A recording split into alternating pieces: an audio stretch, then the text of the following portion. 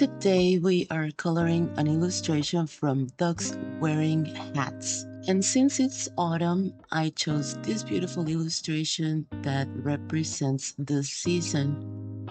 For this one, I'm gonna be using watercolor pencils and oil-based coloring pencils. So let's get right to it. I'm gonna do the pumpkins first, and so I'm testing all my oranges out in my handy color testing palette, and then I'm jumping right in. I'm just gonna be mixing and matching, playing around with my shading and my layering until I achieve the tones that I want. And then I'm just gonna finish off with a nice outline to bring the pumpkins out.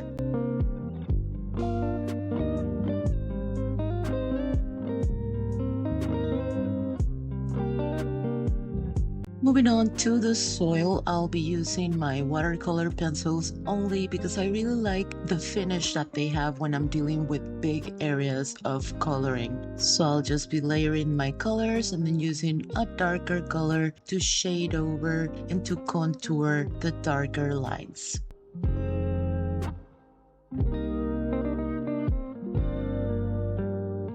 For the left side of the illustration, so the basket, the stalk, the corn, the leaf, I'm gonna be using oil-based coloring pencils, and you're gonna notice how different the finish is. I really like how it looks when I'm dealing with smaller areas of coloring and not applying maximum pressure. It gives it a really nice grainy finish that is gonna be perfect for the basket in particular. For the stalk, I'm gonna be using really muted greens, olive tones, because I want this to be an autumn illustration. So I'm being really intentional with my color choices so that it's a fall color palette.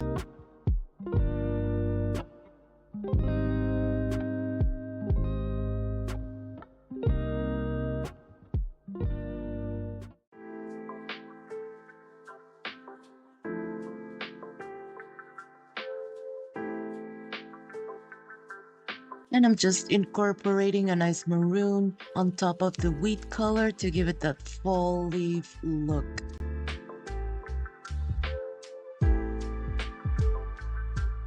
Coming along nicely. And now let's move on to the ducky. And for this cutie, I'm gonna be using dark blues and greens.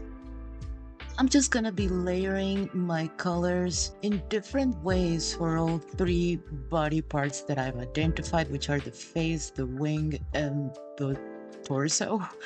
I'm just playing around with it. As you can see, the head is a little bit lighter, the body is a little bit darker. What's gonna make the difference here is not only the order in which you layer your colors, but how you shade over them and which color you're using to highlight the darker parts.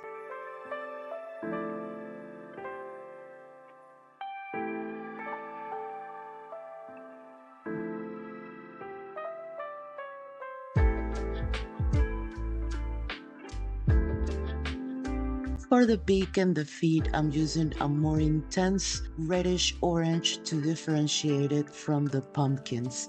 And for the little scarf, unfortunately, I forgot to turn on the camera to film while I was coloring. But no worries, because I'll be doing the same thing for the hat strap. But I was basically just using shades of purple. For the hat, I'm taking a similar approach to what I tend to do in my flowers in jars coloring book when I'm doing the corks. I'm just layering my colors using a darker color to accentuate the lines already present to really bring it out and give it that kind of straw-like texture.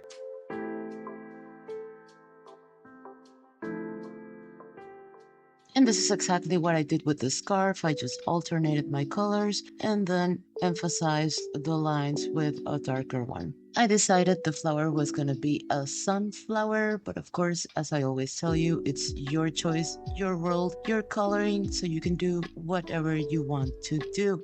And to finish off, I outlined almost everything with a little bit of maroon and used a cream color for the background. Ta-da! What do you think? Check out the color testing palette page. It really is so handy. I hope you like this illustration. Thanks for watching. Like, share, and subscribe.